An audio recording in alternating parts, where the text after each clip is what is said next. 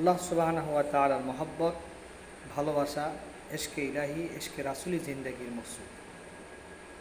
যে যত সুন্নতের উপর অনুসরণ করবে, নিজের জাহিরি বাতিনকে সুন্নতের আলোকে আলোকিত করবে, সে তত আল্লাহ পাকের মকবুল বান্দা হবে। সুন্নতি আমাদের জিন্দেগি, সুন্নতি আমাদের বন্দেগীর মকসুদ। তাই আসুন আমরা জীবনের বাস্তব জীবনে সুন্নতকে পালন করি, মাথা থেকে পা পর্যন্ত সুন্নতের অনুসরণ করার চেষ্টা করি।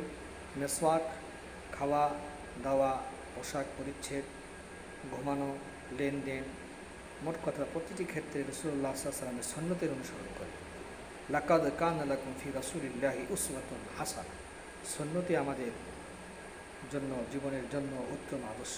নবীজি আমাদের উত্তম মডেল।